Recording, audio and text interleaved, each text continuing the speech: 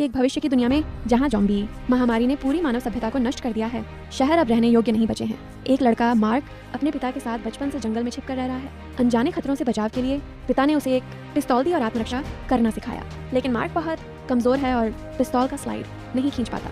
संघर्ष करते हुए पिस्तौल जमीन पर गिर जाती है और वह घबराकर अपने पिता की ओर देखता है। उसका पिता बहुत कम बोलने वाला व्यक्ति है, ठंडा, सख्त और भावनाहीन। वह मार्क की भावनाओं या विकास की परवाह नहीं करता, जिससे मार्क अपने भीतर गहरी अकेलापन महसूस करता है। बाहर की दुनिया से डरते हुए, जो अब ज़ॉम्बियों से भर चुकी है, पिता मार्क को जंगल से बाहर जाने की अनुमति नहीं देता जब तक कि वह खुद की रक्षा करने लायक न बन जाए। लेकिन मार्क को बाहरी दुनिया के प्रति उत्सुकता है। जब भी वह नदी से पानी लेने जाता है, पेड़ों पर निशान लगाता हुआ धीरे धीरे दूर तक जाने की कोशिश करता है। एक दिन उसे जंगल में एक छोड़ा हुआ आर्मी मोबाइल वैन मिलता है।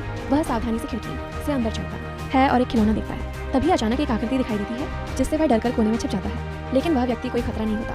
वह एक उसके ही उम्र का लड़का है जिसका नाम डिका है। दोनों की मुलाकात धीरे धीरे दोस्ती में बदल जाती है। मार्क उसे अपने हेडफोन देकर संगीत सुनाता है और बदले में डिका उसे खिलौना देता है। लेकिन वह अपने पिता से यह बात छिपा लेता है। एक दिन जब वह देर से लौटता है तो उसका पिता गुस्से में आ जाता है। मार्क डर के मारे अपनी गोद में पकड़ी हुई शाहबलूत चेस्टनट्स गिरा देता है। पिता सोचता है कि वह इन्हें तोड़ने गया, इसलिए वह और कुछ नहीं पूछता। इसके बाद मार्क अक्सर डिका से मिलने जाने लगता है। डिका अपनी माँ के साथ रहता है, जो उसे प्यार से गले लगाती है।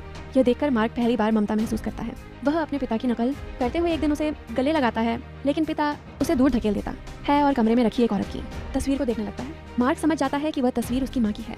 पिता जब कुछ नहीं बताता तो वह मान लेता है कि उसकी माँ वही परियों की तरह स्टोन वैली नामक जगह पर चली गई होगी, जैसा उसने एक कहानी में पढ़ा था। माँ से मिलने की तीव्र इच्छा में अगले दिन वह अपना सामान पैक करता है और घर से निकल पड़ता है। वह डिका से मिलने आ रही पहुंचता है और उसे साथ चलने के लिए कहता है, स्टोन वैली की ओर अपनी माँ को खोजने। लेकिन आगे एक बड़ा हादसा उसका इंतजार कर रहा होता है।